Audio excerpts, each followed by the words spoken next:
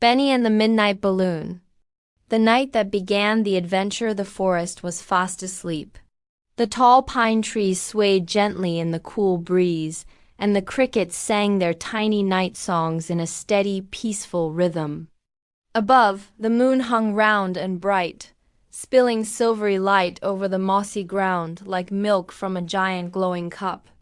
Benny the bunny hopped along the narrow path toward his burrow. His soft white fur caught the moonlight, and his big ears twitched at every little sound. He loved these quiet hours when the world felt wrapped in a gentle blanket. Then he saw it. Something glowing. Not the warm yellow flicker of a firefly. Not the steady light of a lantern. This was different. It peeked shyly from behind a low bush, like it didn't want to be found. A strange friend. Benny hopped closer, his nose twitching faster and faster. Nestled among the leaves was a balloon, round, deep blue, and softly glowing from within. It looked like a tiny piece of the night sky had been caught and shaped into a perfect sphere. And right in the middle was a tiny painted smile. Before Benny could even blink, the balloon spoke. "Hello?" it said in a voice as soft as the chime of a faraway bell. Benny's ears shot straight up. You can talk?" The balloon giggled, a sound like bubbles rising through water. "Of course I can. My name is Luna. I'm no ordinary balloon. I'm a traveler." "A traveler?" Benny tilted his head. "Yes," Luna said. "I can float you anywhere you dream of. Even to the moon." Lift-off. Benny's eyes grew as wide as saucers. "Anywhere? Anywhere," Luna promised. Before Benny could talk himself out of it, he gently took hold of Luna's silky ribbon. "Ready?" Luna asked. Benny nodded. Whoosh! The forest dropped away beneath them. Benny felt the cool air rush past his fur as they floated higher and higher. The ground became a dark green quilt stitched with silver streams and tiny firefly lights. "Wow!" Benny breathed, his voice almost lost in the wind. "Hold on tight," Luna whispered, her voice warm and calm. "We're going to visit the moon garden." The owls' warning. They drifted past fluffy pillows of cloud, so close Benny could have patted them if he dared. The stars above winked at him like old friends.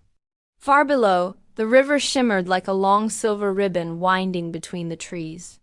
On one of the tallest branches in the forest sat Mr. Whistle, a wise old owl with feathers as soft as smoke. "Where are you two floating at this hour?" he called, his deep golden eyes following them. "To the moon garden," Benny called back. Mr. Whistle tilted his head slowly. "Mind yourselves, little travelers. The shooting stars up there can be playful. Not everyone who shines plays gently." The moon garden. The air grew still, almost sacred. As they passed into a part of the sky where the stars seemed to hum softly, as if singing a lullaby. Below them stretched the moon garden, an endless field of flowers made entirely of silver light. The blossoms swayed ever so slightly, though there was no wind, and their petals glimmered as if they were holding drops of morning dew from a dream. Benny hopped down carefully, his paws sinking into something that felt softer than any moss he had ever touched. He leaned forward to pick one of the glowing moonflowers, but in a flash, a streak of golden light zipped past and snatched it away. The playful chase, catch me if you can. The shooting star's voice rang out, sparkling with mischief. Benny's eyes lit up with excitement. "Let's get him, Luna." They soared after the star, weaving through loops of starlight, dipping between flowers, and racing along moonbeams like ribbons stretched across the sky. The shooting star spun and twirled, leaving a trail of glittering dust behind him. Benny laughed so hard his whiskers trembled.